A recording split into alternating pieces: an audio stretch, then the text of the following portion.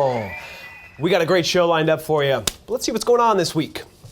The Middle School Connect event is this Friday. Remember Miss Johnson last week was on the show? We had a great time. We played some Giant Jenga and we talked about Middle School Connect. Well, that's this Friday. It's in Westchester. It's in Pittsburgh. It's in Pittsburgh. I did that last week? Well, it's in Pittsburgh and Westchester. You get the idea. Check PALCS School for more information about that. We're on Twitter. We're on Facebook. I've told you this many times, I know, but if you haven't already done it, please follow us on Twitter @PortalPalcs, like us on Facebook @PortalPalcs. It's the only way for you to see the behind-the-scenes pictures, Facebook Live video. Tell everybody, tell your friends. We have at least 5 followers already. We want to have at least 5 more. So please, tell them about that. I wasn't supposed to say that? No? We have more than 5. More than 10 follow. Forget it. Just like us on Facebook and follow us on Twitter, please. Very important information here. This Monday is Columbus Day. Even if you don't celebrate Columbus Day, if you don't believe in it, that's okay. You still get the day off. We're going to have a great time not having school that one day. So please remember, school is closed on Monday. And let's go to the desk for questions.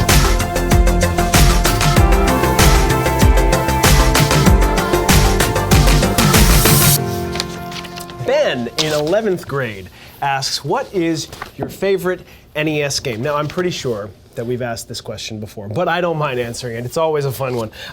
My favorite NES game is actually, it's called Wizards and Warriors.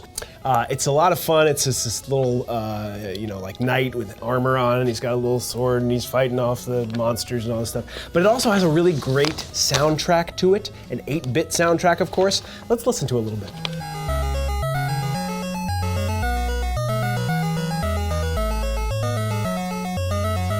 Great stuff. Ella in 10th grade asks, can you tell us an embarrassing story?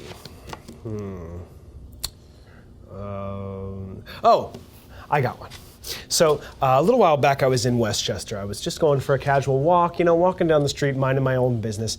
And I see all this commotion sort of going on around the corner. And I look and there's this guy running from this tiny little dog, but I mean, it was so small, it might as well have been a hamster. I mean, this thing was just like this big.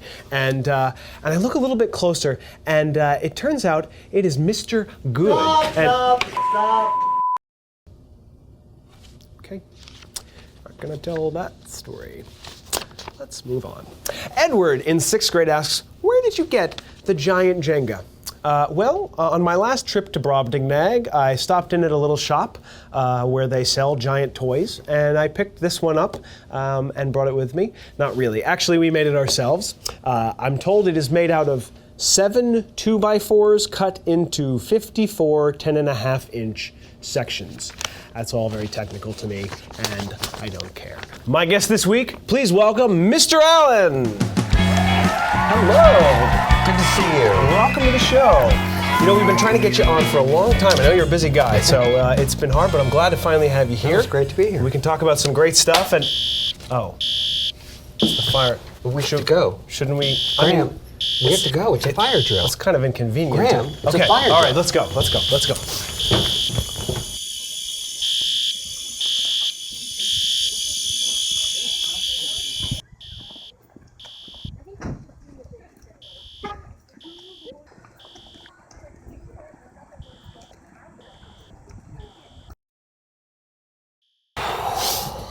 I'm sorry I hesitated. I should never do it. I'll never do it again. It's okay. It's very important. It's very important to do those fire drills. So, you are the director of academics. I am.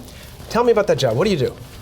I mostly try to make people happy. Oh, that's good. It's a good job. We have an elementary division, we have a middle school division, and we have a high school division. Mm-hmm. And they're very connected, but they all three do very different things. So It's my job to make sure that everything's working in terms of curriculum, student services, our special education program, our guidance department. Okay. They all work together. We have what we call an academic leadership team, and it's a wonderful group of people that works very tightly together. Sounds like quite a tall order. It keeps you busy, doesn't it? It's never boring. Oh, good, good. So we made a big change this year in our system, our delivery system for all of our classes and everything. Why did we make that switch? Well, a lot of people have asked that question. Yeah. It mostly had to do with the desire to be more flexible with the way we deliver our instruction. And the program that we ended up choosing, called Canvas, has a lot of features that make it much more interactive with students. Students can communicate directly with teachers, and it has a lot of features that the old system just simply didn't have. I'm using it, and I really like it so far. Good, I think it's really great. Now, I know the students and the teachers have had a lot of time to get used to it and such, but there's probably some parents that are having some trouble there. Are we doing anything for the parents? We are. We tried really hard to roll out this new platform in a kind and gentle way. We sent out a series of communiques over the summer, introducing, telling them it was coming, telling them why we were doing it, and then finally saying it's here. Yeah. The students seem to have, they all had to do an onboarding course. Yeah, I remember that. The first 3 days of their enrollment to get them used to using Canvas. And they seem to adapt to it. It's just like, you know, with our kids know 10 times better how to use technology than we do. Yep. But some of the parents who don't use it as regularly as the students do are having a little bit more trouble. So we are putting together a series of parent sessions, town hall meetings, whatever you want to call it. We're going to do a different one for elementary school, one for middle school, and one for high school, where we're going to have both the principal and our supervisor of education technology talk about some of the innovations and talk about some of the features that Canvas has, and then open it up to questions. Right, they can ask their questions, they can get them answered and figure out what they need to know. Absolutely. Sounds great. We'll be looking for more information about that, definitely. All right, we have 3 questions.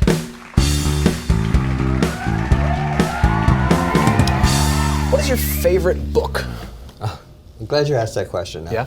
A little known fact is that my two most favorite activities to do in the world are sailing and reading. And you can do both at the same time. And you can do well. Nice.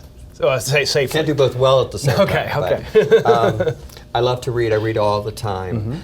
But if you were asking me a favorite book, I think I would have to say the Harry Potter series. And here's why. When they first came out, my 2 sons were of an age where they were just discovering books and discovering literature. And as a family, we started with the first book, and we read it aloud as a family. Oh, wow. And I think actually we were going on a trip somewhere. It was a long car ride.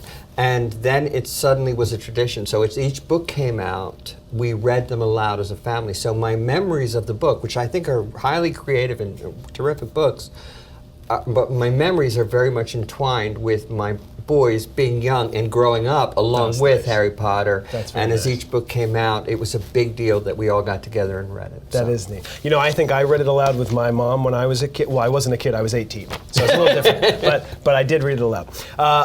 Bucket list item. What's something you've always wanted to do and haven't done yet? Wow. Bucket list item. I want more than anything else to go to England.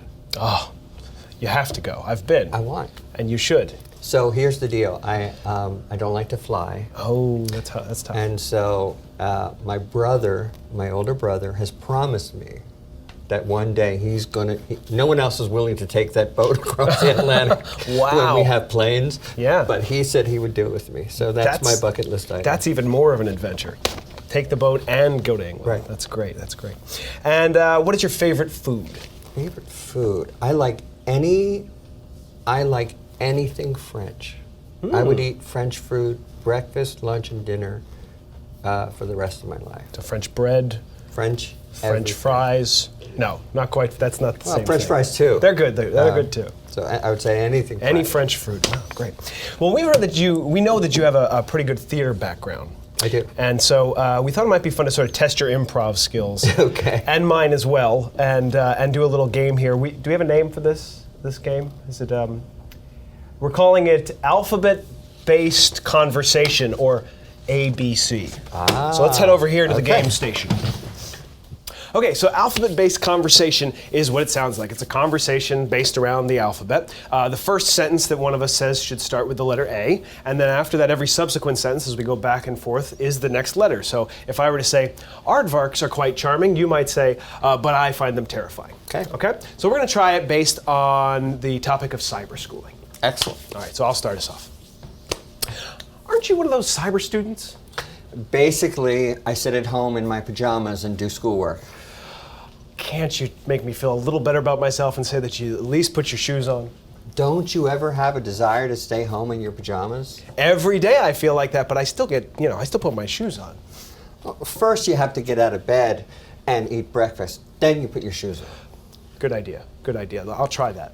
However, if you don't even want to get out of bed and you have a laptop, you can still do your schoolwork in a cyber school. If I want to stay in bed, I can. Just until your mother calls you out. And once again, I get messed up on K. I can't get the K. I'm sorry. That's Thank it. you. Very nicely done. Thank you, sir. Thanks for coming on the show. And thank you for watching today, and we'll see you all again next week. Have a good one.